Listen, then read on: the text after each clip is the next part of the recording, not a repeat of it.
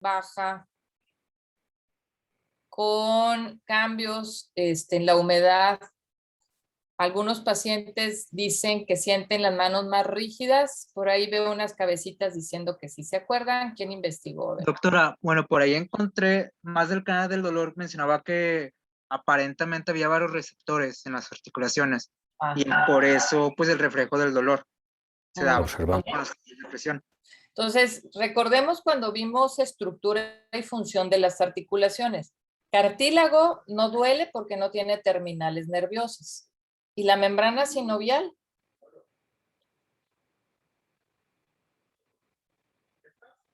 ¿La cápsula articular tiene terminales? Sí, sí tiene terminales nerviosas, muchachos. Recuerden.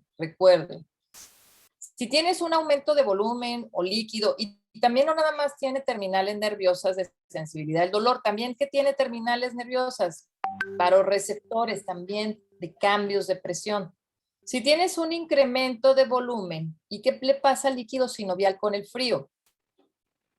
¿Qué le pasan a la clara del huevo cuando ustedes la meten en el refrigerador? Es espeso. ¿Eso cómo se llama? ¿Aumento de qué? ¿O disminución de qué? Viscosidad, cuando está a temperatura ambiente, ¿cómo está la clara de huevo? Yo les dije que prácticamente el líquido sinovial es muy parecido a lo que es la clara de huevo porque es un ultrafiltrado del plasma. Y al tener un ultrafiltrado del plasma, pues también contiene, entre algunas otras cosas que son lubricina, elementos formes, etcétera, también contiene proteínas. ¿Qué les pasa a las proteínas con el frío? ¿Se condensan? Sí. Sí, se condensa. Aumenta la viscosidad, aumenta la viscosidad y pudieras tener una sensación de mayor rigidez. ¿Se acuerdan que les dije eran más que nada cuestiones físicas que no tendrían relación, digamos, con una patología? ¿Ok? Y al tener terminales nerviosas, la cápsula articular es correcto. ¿Qué tenemos por ahí? Ayala Luis. Si se distiende tu cápsula, Pues se estimulan los receptores, ¿no? Por el cambio de presión propio. podemos tener una sensación de limitación. ¿Ok? Muy bien. Entonces son fenómenos físicos. Entonces, a final de cuentas, pues imagínense todos los pacientes o todas las personas que viven en el lado frío, pues todas van a tener artritis o van a desarrollar artritis. Si ya leyeron el capítulo de reumatología del Píndaro, el doctor Ramos Remus es muy quisquilloso en cuanto a los términos coloquiales. Y de hecho empieza a decir que debemos de evitar el lenguaje de reumas, reumatismo, etcétera. Pero el problema es que son tan arraigados, muchachos, que es difícil quitarles esa idea a los pacientes. Y ellos creen que artritis es todo igual. ¿De acuerdo? ¿A nosotros qué nos corresponde? Pues entonces enseñar a nuestro paciente que no todos los problemas de reumas, no todos los problemas de artritis son iguales. ¿Sí? Entonces, ya no sería tanto el paciente, sino que entre los mismos médicos sigamos considerando como estos términos aceptables. ¿Estamos de acuerdo? Muy bien. ¿Sí? Entonces, ¿tiene que ver o no tiene que ver el frío? Si me lavo las manos con agua fría y luego agarro agua caliente, ¿se me van a salir los huesos? Pues no. ¿Me va a dar artritis? No, son mitos. Por ahí luego tengo un libro ahí de mitos y realidades en reumatología. Les paso luego el link de mitos y realidades. ¿Sí? Que si comer carnes rojas, bueno, pues ya vimos que específicamente solo en pacientes que tienen problema de cristales de urato monosódico, pero tampoco te incrementa. Ni que si planchas y luego te lavas las manos. Entonces es una cuestión cultural, coloquial que tenemos que nosotros enseñar a nuestros pacientes. Pero primero te tienes que convencer tú y lo tienes que conocer tú como médico, si no, imagínate. Vas a andarles diciendo que no agarren agua fría, agua caliente. Muy bien. Seguimos, Fátima.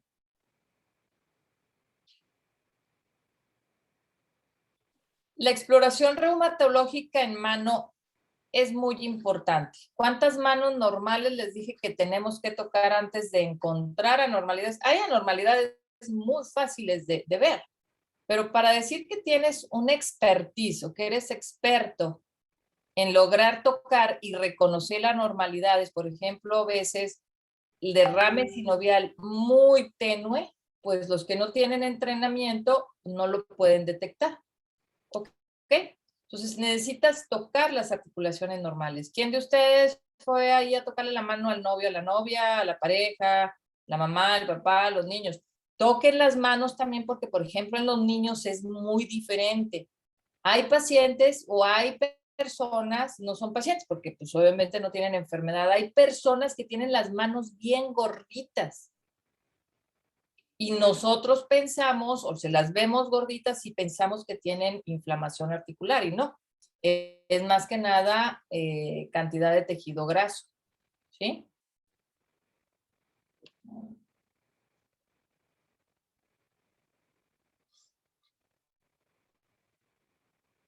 La temperatura de las articulaciones, comprobándola con la de la piel que está adyacente. Observar el movimiento de la muñeca, de la flexión, de la extensión, de la aproximación o de la separación y siempre comparándola con la muñeca contralateral. En el caso de artritis va a haber dolor difuso a lo largo de todo el carpo, dolor a presión de la apófisis estiloides cubital y va a haber limitación de los movimientos globales en caso de artritis, pero localizados en caso de tendinopatías. En cuanto a las artritis que hay en las articulaciones metacarpofalángicas, hay que observarlas una a una, palpándolas de arriba a abajo. Si aparece dolor, es muy sugestivo de la misma. También se puede realizar una maniobra para observar todas juntas, que es apretándolas. Esto es lo que se conoce como maniobra de Ricci o apretón metacarpiano. Ahí. Esta maniobra en varios... Las articulaciones interfalángicas, al contrario, hay que explorarlas. Pausa. Gracias, Diego. Esta maniobra depende de la literatura que ustedes vean. Ellos pues son de la Universidad, creo que de Coruña, España. Ellos dicen que es una maniobra de Ricci. ¿De acuerdo? Es mejor hablar, como ya les comentaba, sin epónimos, a final de cuentas. En el Colegio Americano de Reumatología, cuando hace la definición de artritis temprana, ellos utilizan un término que se llama squeezy. ¿Ok? Squeeze es como si tuvieras un apretón, que es lo que dice él. En México se registró una palabra nueva por un investigador reumatólogo en Monterrey, que es la maniobra de Gaenslen. Pueden encontrarlo y esto ustedes lo relacionan como la maniobra del saludo del apretón. ¿Qué significa esto? Cuando nosotros tenemos inflamación, distensión, derrame articular o por un proceso inflamatorio en las articulaciones metacarpofalángicas, ¿qué pasa si tú comprimes una contra otra? Dolor. Dolor, generas dolor. Entonces, también tener en cuenta, en consideración que, por ejemplo, ahorita ya no se acostumbra mucho lo del saludo, ¿sí? Una de las preguntas es que, bueno, más bien de las quejas que te dicen los pacientes que tienen artritis temprana, dice, es que me duele, no quiero saludar porque cuando me aprietan o me dan la mano, hasta en el saludo de la iglesia, me duele. Y es cuando tú pones atención de que puede tener un proceso inflamatorio. Ahorita pues ya no se va a utilizar. ¿Cuántos años creen que ya no vamos a utilizar el saludo de mano, muchachos? Unos 5 años más. Probablemente. Entonces, pues vamos a tener que cambiar la terminología, nos vamos a tener que poner mucho gel al paciente primero y luego nosotros para poder hacer esta exploración. ¿Ok? Guantes. Puedes utilizar guantes, pero si le pones tu gel, realmente yo reviso, no sé, 28, como 50 manos, 50 pares de manos por día, pues obviamente me he infectado, entonces es con cuidado. ¿Qué haces? lavas tus manos, al paciente lo puedes llevar a que lave sus manos o puedes utilizar gel, te lo pones tú el gel e inmediatamente después de la exploración, ¿qué haces? Volver a poner gel, tanto al paciente como tú mismo. Entonces, esto, pues yo tengo las palmas súper duras, pero pues ni modo, es hacerlo en forma rutinaria, muchachos, ¿ok? Y evitar tocarnos, pues, nuestros ojos. ¿Por dónde más entra parte de COVID? Bueno, ya dijeron que por las partículas de aire, pero ¿qué evidencia hay, por ejemplo, que tengas por la conjuntiva? ¿Si hay evidencia? Pues el doctor Doftalmo nos había dicho que no estaba comprobado que realmente por ahí fuera una vía de entrada. No estaba totalmente comprobado, pero tampoco está descartado. O sea, que, al hay final de que cuentas. había que protegerse. Así es, ¿ok?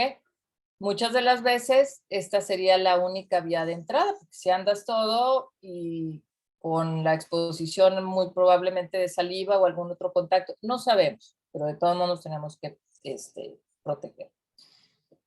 Entonces, aquí es muy clínico, eso es lo que les digo, pero necesitamos tocar las articulaciones normales para poder detectar cuando hay un proceso anormal.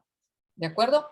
Entonces, los arcos de movilidad, muchachos. Nosotros podemos ver el arco de movilidad, eso lo vimos ya en anatomía descriptiva. ¿Cuál es el arco normal que tiene tu articulación carpo? Radiocarpiana o más bien es radiocarpiana.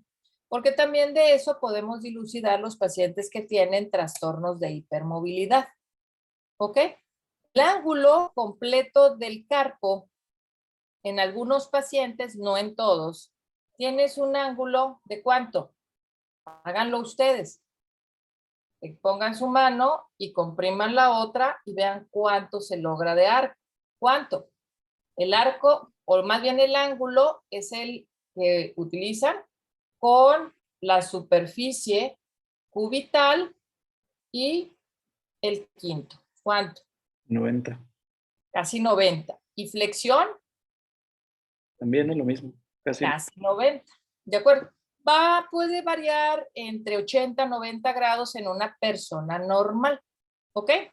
Y la extensión o la movilidad lateral, más o menos es un ángulo entre 30 a 35 grados. ¿De acuerdo? Es mucho menos hacia el lado radial, es un poquito más hacia el lado cubital, un poquito menos al lado radial. Tendríamos que volver otra vez a ver cuál es el rango o cuál es el ángulo normal en estos 4 ejes.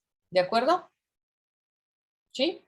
Para poder nosotros decir, sí tiene limitación de la articulación radiocarpiana o carpo-metacarpofalángicas. ¿Ok? ¿Sí? Muy bien. Seguimos. Antes de pasar, recordemos, muchachos, eso lo vamos a ver ya cuando tengamos. Pone pausa, Diego, por favor. En algunos, yo creo que sí vamos a empezar la clase presencial. Voy a volver otra vez a repetir la exploración, sobre todo de manos, porque la exploración de manos es muy importante para detectar patologías reumáticas.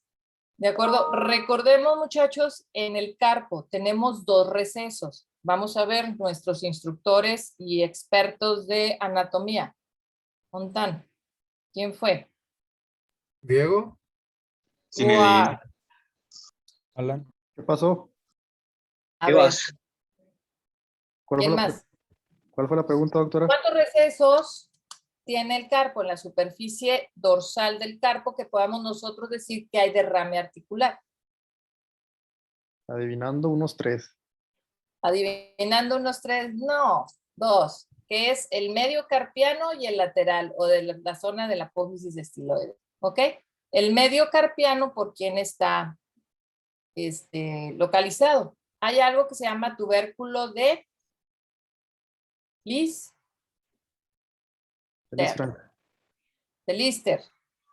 en el radio. Y exactamente por debajo de ese tubérculo está el receso medial. ¿De acuerdo? El piso está formado, el techo está formado por la vaina de los tendones extensores. ¿De acuerdo?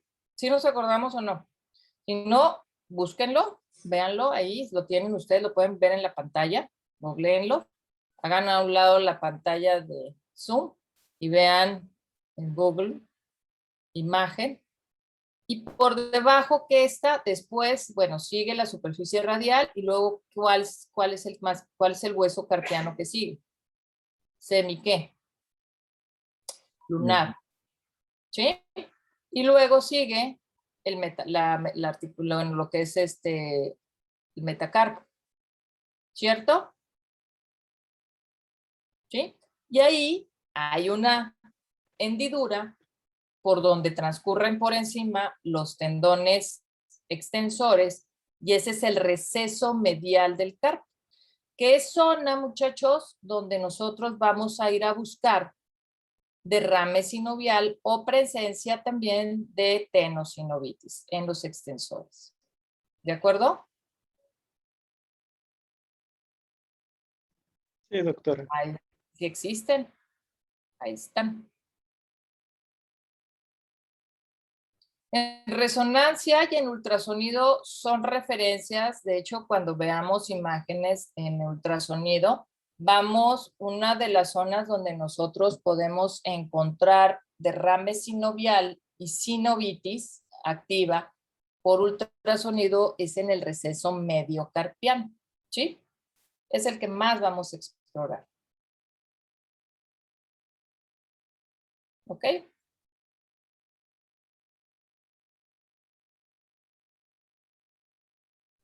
Luego vemos, ok, seguimos, Diego. Se los dejo de tarea, véanlo, vean videos y, por ejemplo, también ya cuando veamos ultrasonido lo vamos a ver en vivo. Está muy padre. La aparición en cualquiera de estas maniobras, en cualquiera de estas articulaciones, es indicativo de artritis de la misma. Además de afectación de las articulaciones, muy frecuentemente en la mano se afectan los tendones y muy a menudo el tendón que está formado del extensor corto del pulgar y abductor largo. Va a haber un dolorimiento en la parte posterior del primer dedo que se desencadena con la presión, pero también hay una maniobra que facilita su exploración. Esta maniobra consiste en indicar al paciente que ponga su dedo y que cierre la mano y nosotros vamos a realizar una inclinación cubital de la misma. La aparición, esa exacerbación del dolor en el dorso del primer dedo es indicativo de afectación de este tendón. Es lo que se conoce como maniobra de Finkelstein positiva. Ok. Seguimos en la cara dorsal. Ahora nos vamos a la cara palmar. ¿Cuántos compartimentos? Bueno, acá la cara palmar, pues nada más lo más importante es la vaina de los flexores y el nervio mediano. Y seguimos en la cara dorsal, que es donde hay mucho proceso, y vamos a ver los compartimentos del carpo.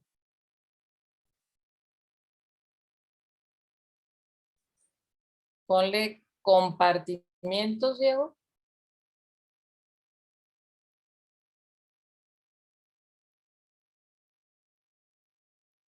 Ahí está. Muy bien. Tenemos 6 compartimentos. 1, 2, 3, 4, 5 y 6. Esa maniobra fue realmente nada más para ver la lesión o problema de tenosinovitis de Kervain. ¿De acuerdo? Y la maniobra es conocida como maniobra de Finkelstein. Es del abductor corto o largo. Largo. Largo. La mnemotecnia es largo, corto, largo, corto. ¿Ok? Como las mis. Largo, corto. Largo, corto. ¿Ok? Abductor largo y extensor corto del pulgar es el primer compartimiento que está exactamente donde se origina a un lado de la tabaquera de anatómica. ¿Estamos recordando?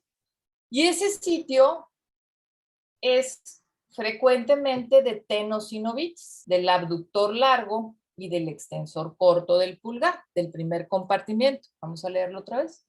La prueba que lo haces es metes tu dedo, aprisionas tu dedo gordo y haces una maniobra de hiperextensión y desencadenas porque friccionas los tendones sobre la superficie radial. Muchas de las veces van a tocar ustedes por ahí algunas bolitas, que es la tendinitis, es el engrosamiento tendinoso y también de la vaina sinovial.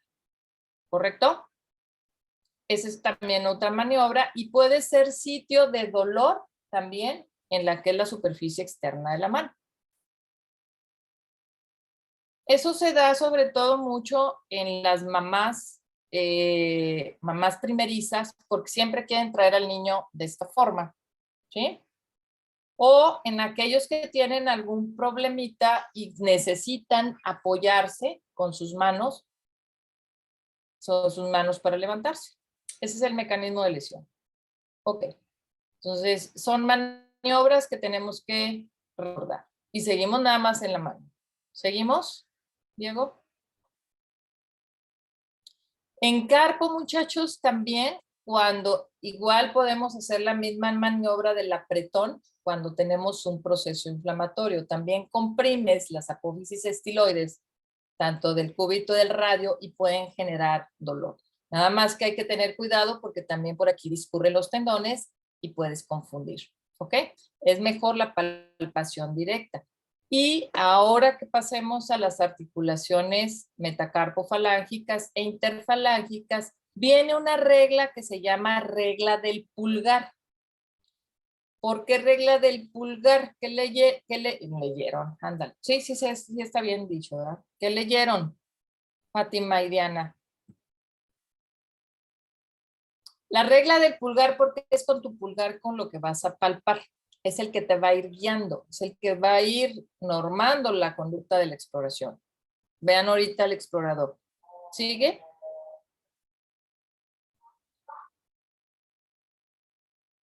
Finalizaremos viendo la formación del puño de la mano, indicando al paciente que flexione. Si un paciente es capaz de realizar este movimiento, muy difícilmente tendrá afectación de las articulaciones. Bueno, ahí se brincó nada más el puño y obviamente vemos las metacarpofalángicas y podemos ver las interfalángicas. En enfermedades como la artritis reumatoide hay que explorar articulación por articulación. 1, 2, 3, 4, 5. 1. ¿Cuántas interfalángicas tiene el pulgar? ¿2 o 1? Una. Una, es excepción a regla y es la única que se afecta. De ahí en más, en la artritis reumatoide, las interfalángicas no se afectan, ¿ok? Nada más las interfalángicas proximales. Y lo que les comentaba la regla del pulgar, muchachos, porque nosotros utilizamos nuestros pulgares para explorar la superficie articular de cada una de las articulaciones, tanto metacarpofalángicas como interfalángicas proximales. Ya cuando tengamos lo presencial, les voy a enseñar cómo se explora. De todos modos, ustedes vayan explorando manos normales. Muy bien. Vamos ahora en mano. ¿Terminamos ya ahí en mano? Sí, doctora, eso sería todo de mano. Nos regresamos, nada más nos faltó por ahí la exploración de mano. Ya vimos los ángulos, ya vimos los recesos. Y antes de pasar a distales, ya vimos las deformidades en cuello de cisnes, ya vimos las deformidades, esto lo van a ver, ya lo vimos también, de Boutonniere. ¿Qué otra cosa vamos a ver que hay en la superficie palmar? Signo de para nervio mediano, ¿cómo se llama ese signo? El predicador. Tinel. Allen. ¿Cómo se realizan? Doctora, eso viene en las maniobras específicas del túnel. Ya, es que ya lo exploraron como parte. Bueno, ya, de una vez ya para que lo vayan leyendo y les preguntamos. ¿De acuerdo, Fátima? Muy bien, seguimos. Bueno, continuando con la articulación del codo, en este es importante explorar la alineación, el aumento de volumen, hay que palpar para observar si hay dolor entre los epicóndilos o entre el epicóndilo y el olecranon. Y tenemos también video de la exploración del codo. No sé si lo puedes poner, Diego, porfa.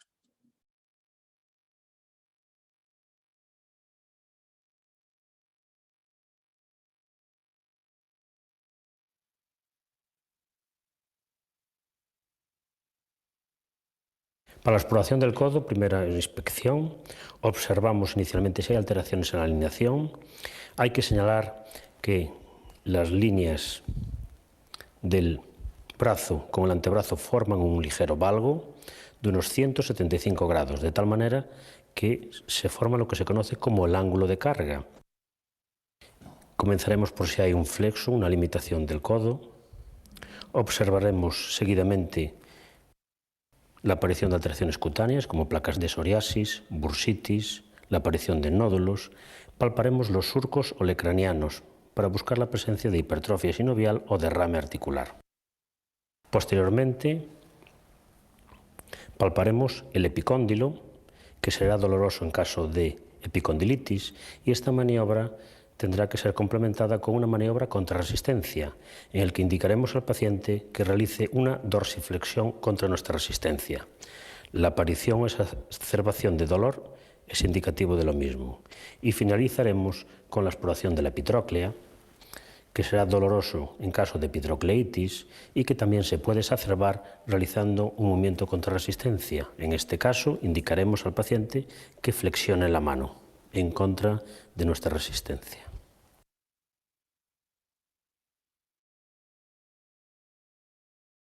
Es muy facilito el codo, a final de cuentas. ¿Qué tenemos que ver? Extensión en mujeres, bueno, o en algunos pacientes, recordar que hay un poquito más de valgo, ¿ok? Algunos pacientes tienen limitación, pero eso no quiere decir que sea patológico. La flexión debe de ser capaz de tocar con la palma el hombro para decir que tienes una flexión completa. ¿Cuál otro movimiento? Para ver un movimiento de pronosupino, muchachos, hay que ser muy, muy cautelosos. ¿Por qué? Me voy a alejar un poquito más. La pronosupino, muchas de las veces cuando le dices al paciente, haga pronación, si el paciente tiene una limitación en el codo, ¿con qué lo va a hacer? El hombro. Con el hombro, hacen esto, ¿ok? Entonces, tienes que ser muy, muy, muy acucioso. Puedes detener el brazo a nivel de lo que es el bíceps y lo que vas a hacer es supinar y luego hacer la pronación. Y así movilizas el movimiento del hombro y vas a ver si el paciente puede hacer prono supino completo. En algunos pacientes, pues bueno, parece ser que es un giro de ¿cuánto? De casi 180 grados. ¿Estamos de acuerdo? Sí, véanlo ustedes. Para eso nos serviría un transportador o algo que se llama goniómetro. ¿Lo han visto? ¿Lo conocen? Ya lo debieron de haber visto en ortopedia, muchachos. Sí. ¿Sí? Con ese goniómetro nosotros podemos medir los ángulos de rotación, ¿correcto? Y es muy fácil. Entonces, es extensión, flexión, prono, supino, nada más. Recesos olecranianos, externo, receso olecraniano interno. ¿Quién va por aquí? ¿Qué nervio? Que si te pegas te puedas hasta el mayor y ves las estrellitas. ¿Quién va? Cubital. El nervio cubital, ¿de acuerdo? ¿Qué más? ¿Qué grupo muscular se inserta en el epicóndilo lateral? Los laterales. No sé, Los extensores, ¿no? extensores de la mano. ¿Qué músculos se insertan en el epicóndilo medial? Flexores. Flexores. Flexores. ¿Ok? Flexores. Esos son los goniómetros. Esos tendríamos que aprender a utilizarlos a los que les guste la exploración para ver los ángulos normales. ¿De acuerdo? Es muy utilizado en ortopedia porque es necesario definitivamente para ver los ángulos y, por ejemplo, planear a lo mejor alguna cirugía. Como lo vamos a ver en rodilla, por ejemplo, lo que es las rodillas valgas, también para ver cuánto tiene de valgo y cuánto es lo normal y lo anormal. ¿Alguna pregunta, muchachos?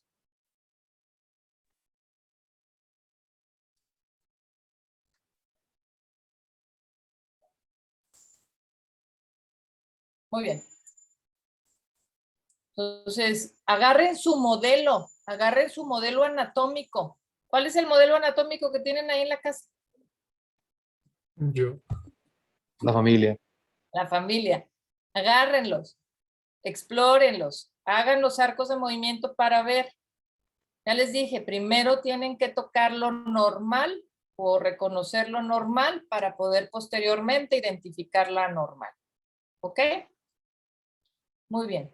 Hombro. Hay que también unas técnicas de exploración del hombro. ¿Por qué? Porque la patología mucho más frecuente, muchachos, de lesión, ¿cuál es? Hombro. Hay una alta consulta por lesiones o dolores o síndromes de hombros dolorosos. ¿Ok? ¿Verdad, Fátima? Si no, pregúntale a tu papá. El hombro es el que da de comer, dicen, a los traumas, las lesiones de los fines de semana, los futbolistas esos amateur, ¿cómo se llaman? Los llaneros, así les dicen a veces, el fútbol llanero. Y los síndromes dolorosos son muy socorridos, muchachos, y ustedes los tienen que identificar. Muy bien, seguimos. ¿Alguna pregunta de codo? ¿Todo entendido? Igual. Inspección, palpación y ángulos de movimiento. Todo es una exploración, como dijimos al principio, sistemática. ¿Ok? Muy bien. Seguimos. Nada más, digo, espera tantito. Ok. En el hombro se va a inspeccionar de frente y por la espalda se buscan asimetrías en la altura de acuerdo con las referencias óseas o atrofias musculares y se van a explorar las 4 zonas que permiten los arcos de movimiento, como ya había dicho la doctora, que van a ser la articulación glenohumeral, la acromioclavicular, la esternoclavicular y el movimiento escapulotorácico. Y el video de hombro es el que dura más, doctora, dura 9 minutos, no hay problema. Bueno, ya lo puedes poner, Diego, gracias.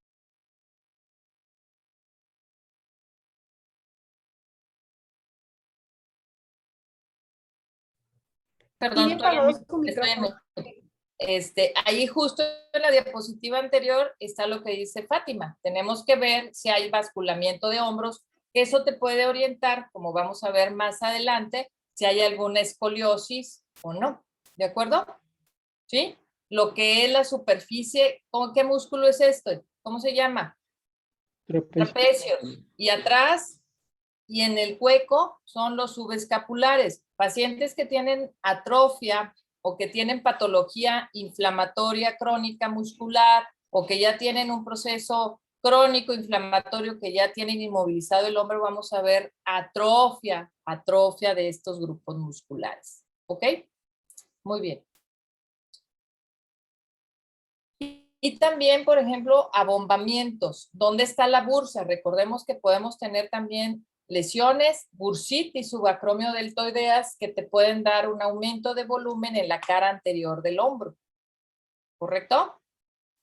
Muy bien. Siempre tiene que ser, en hombros siempre tiene que ser comparativo, muchachos. Articulaciones que tienen par, ¿cómo debe ser la exploración? Les vuelvo a repetir. Comparativa. Si al paciente solo le duele la mano izquierda, una regla siempre, muchachos, empiecen a explorar, ¿qué les han dicho? ¿El lado patológico o el no patológico? El sano. El no patológico. Empiecen siempre con el sano. Primero revisar el sano, el que no le duele, y luego ya después el patológico. ¿Ok? Muy bien, seguimos.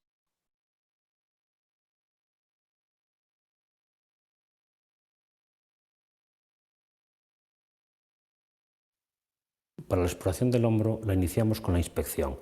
Para ello comparamos el hombro con el contralateral, buscando la existencia de atrofias, deformidades o la presencia de tumefacciones.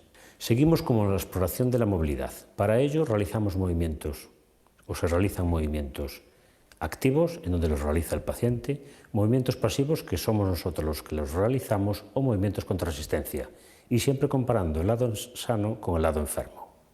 Iniciamos la exploración indicando una serie de movimientos, que son: levante el brazo, tóquese la nuca y toque la espalda.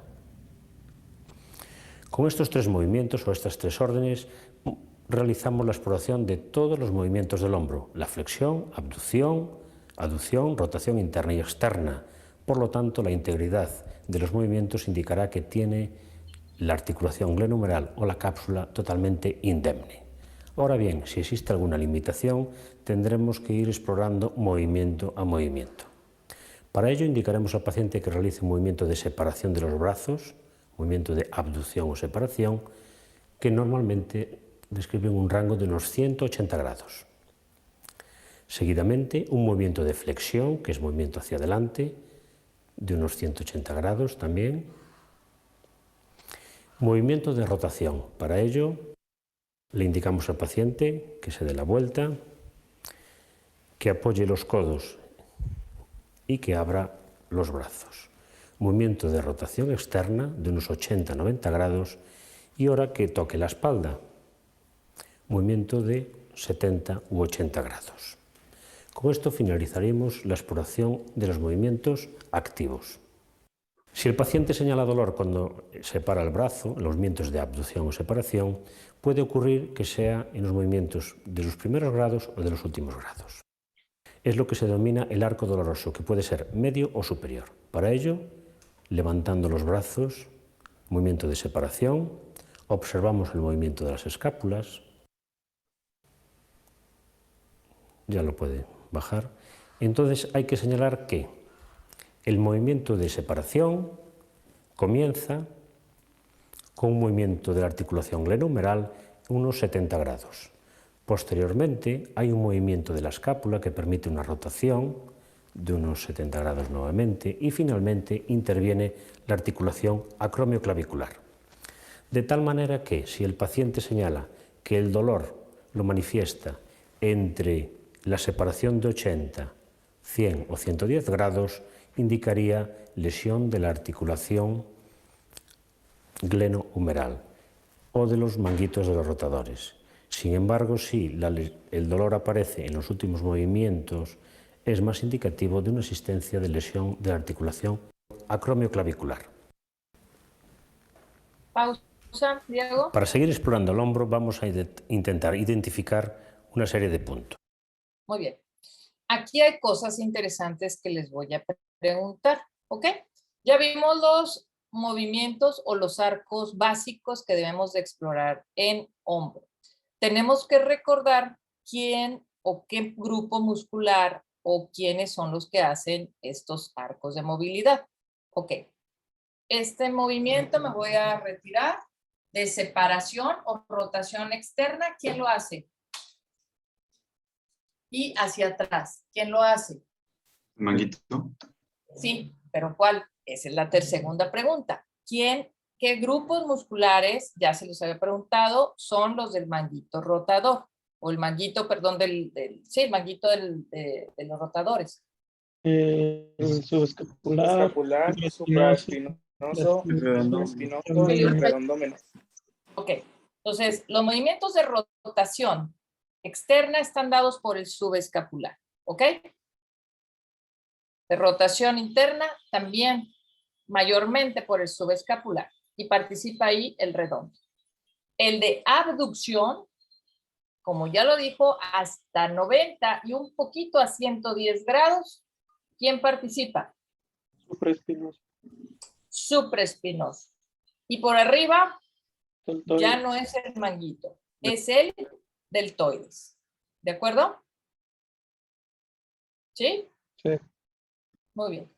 Entonces, los pinzamientos subacromiales o la lesión de la articulación acromioclavicular, ya lo dijo. ¿En dónde la vamos a ver? Arriba de 110 grados. Ahí es donde vamos a ver, y al bajar, y nosotros podemos presionar contra nuestro dedo, es cuando vamos a encontrar los síndromes de pinzamiento. Exploren a la familia. Vean el video, vuelvan a la anatomía descriptiva para ver estas patologías. ¿Ok? Muy bien. Para ello, primeramente vamos a buscar un lugar que nos va a indicar el umbral de dolor. Apretamos la apófisis coracoides y le indicamos al paciente que el dolor provocado por la misma va a ser el umbral de dolor. El siguiente punto que vamos a identificar va a ser la articulación externoclavicular. Para explorar la articulación externoclavicular es importante ponerse detrás del paciente e indicamos que se encoge de hombros. Es la mejor manera de localizarla, con los siguientes objetivos. Buscar crujidos, bultomas o dolor cuando se presiona.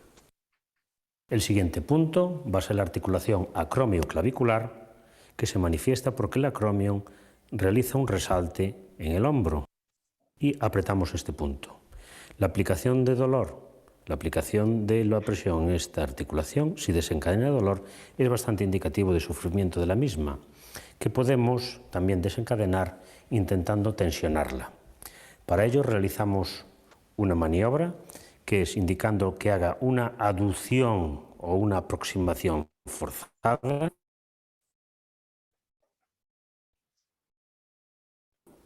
y el brazo cerca del pecho. La aparición de dolor con esta maniobra también es bastante orientativo de patología de la articulación acromio-clavicular. Seguidamente nos iremos hacia afuera, hacia lateral, y palparemos debajo del acromion, lo que se conoce como el espacio subacromial, realizando una presión en la misma. Si aparece dolor, orienta a patología de los manguitos rotadores. Situados por delante, más o menos 1 centímetro hacia abajo y hacia lateral de la apófisis coracoides inicial, se encuentra la línea glenohumeral anterior. Dolor en este lugar orienta hacia patología de la articulación glenohumeral. Para seguir explorando el manguito rotador, indicamos que coge con la mano el hombro contralateral, dejará al descubierto la parte posterior del manguito rotador por detrás del acromio, realizando una presión en el mismo.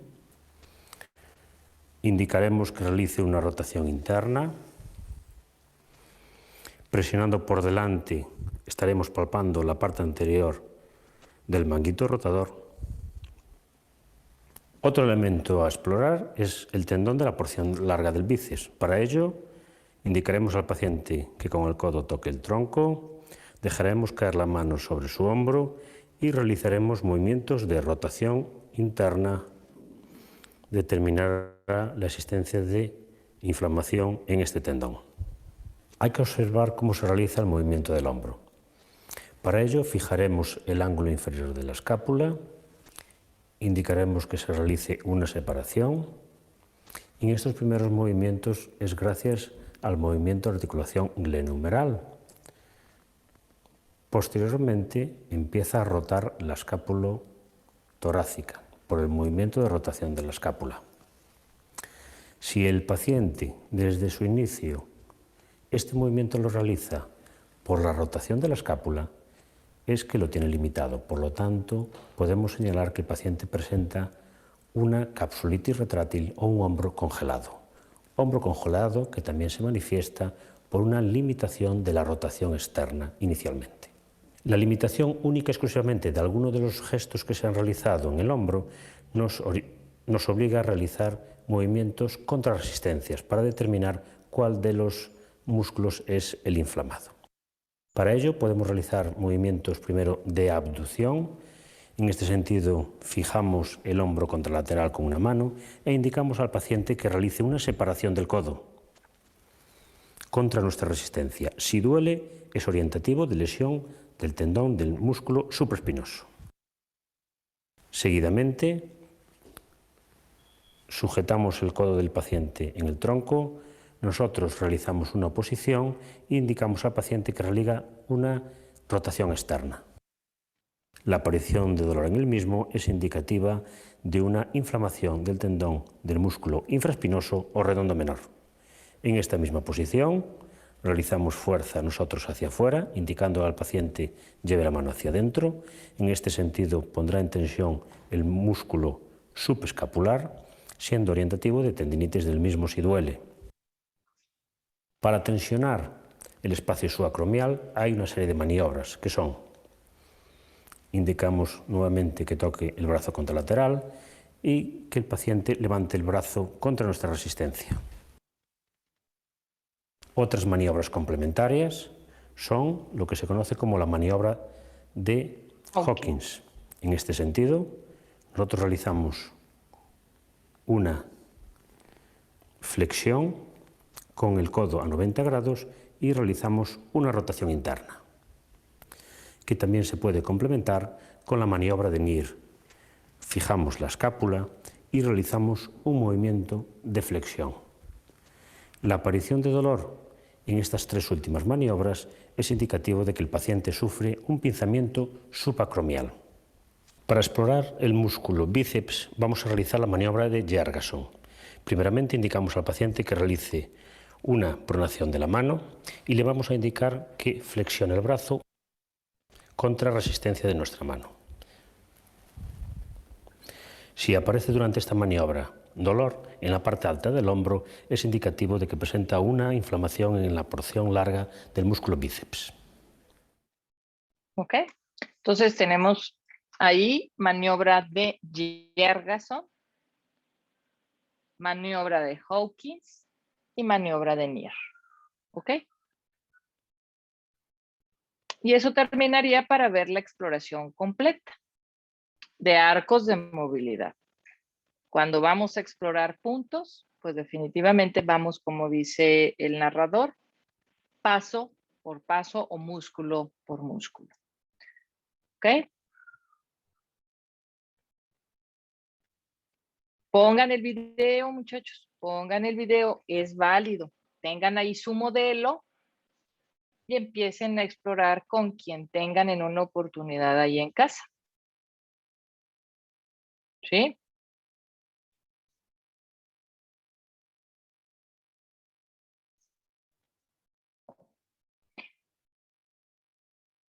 Llevaron anatomía, ¿quién llevó anatomía descriptiva con el doctor Chavarría? Una semana. Se supone que los del día, doctora, pero nada más nos dio 3 clases.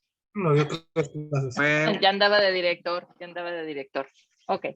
Es que él hace hace una anatomía descriptiva muy bonita, porque les decía, ok, estudien los grupos musculares y vamos a ver con anatomía funcional.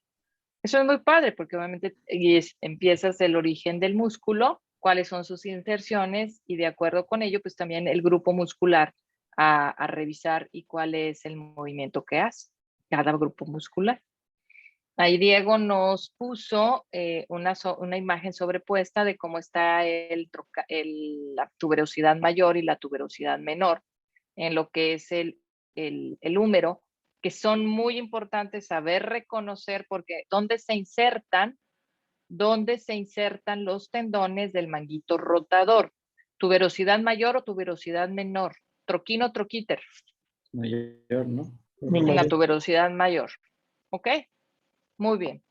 Entonces, esa zona, muchas de las veces el paciente, ¿se acuerdan que encontrábamos? Bueno, también decíamos el dolor referido, puede ser en esta parte y es donde salen y por ahí también atraviesa el tendón largo del bíceps, prácticamente van juntos sobre la tuberosidad bicipital o lo que es la corredera bicipital.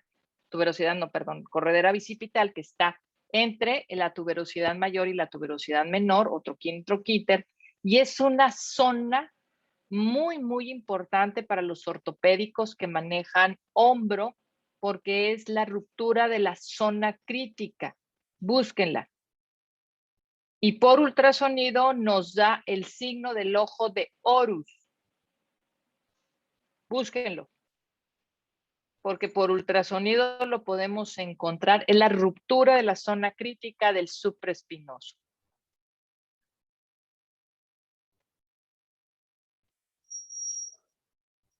Muy bien. ¿Cómo se llamaba por ultrasonido, doctora?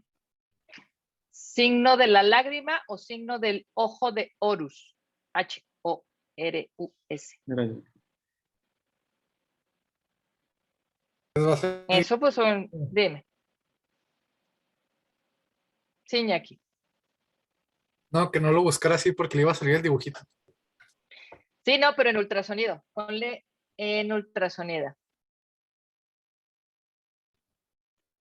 Lo ponemos por ultrasonido. Muy bien. ¿Alguna pregunta, chicos? Pones poner en ultrasonido musculoesquelético. Búsquenlo. Muy bien.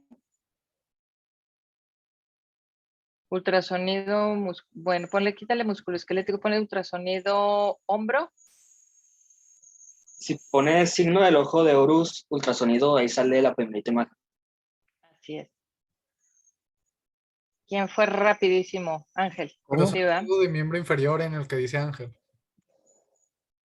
Ok. No les Por entendí. ejemplo, también para los que les llamen la atención o que quieran dedicarse a ser radiólogos, y el ultrasonido musculoesquelético es un campo todavía, muchachos, muy poco explorado. Y es una rama también de la radiología e imagen, de radiodiagnóstico, que es reproducible. Esa es la ventaja cuando veamos en exámenes de gabinete. Muy padre. Y ya quién ahora ya no usa ultrasonido, quién no sabe manejar un ultrasonido.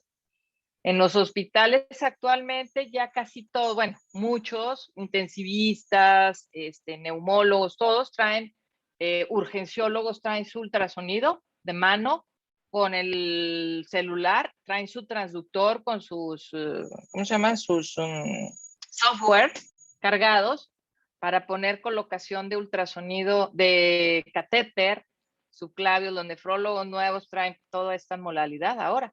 Ver por imagen para disminuir riesgos de eventos adversos, sobre todo de complicaciones haciendo punciones o cuestiones a ciegas. ¿De acuerdo? Ha tenido un boom. ¿Saben por qué? Bueno, lo vamos a ver en métodos de apoyo diagnóstico, en radiodiagnóstico, los ultrasonidos, sobre todo por los tipos de transductores, muchachos. ¿Ok? Entonces, sí salió, ¿verdad, Ángel? Y ahí es la ruptura de la zona crítica. Terminamos entonces hombro. Mañana vamos con columna. Sí, ¿verdad? Muy Sí, bien. es lo que- ¿Alguna pregunta, duda, muchachos?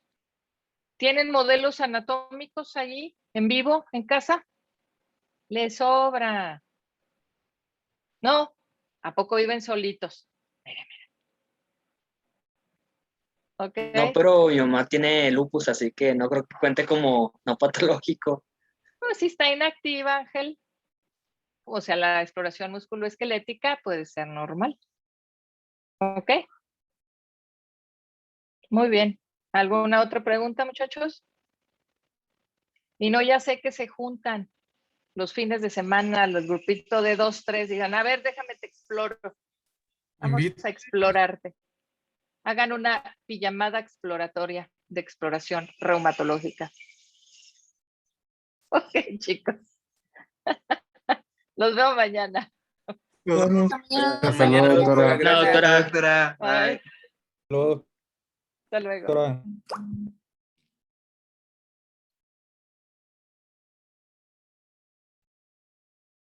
Van a Diego.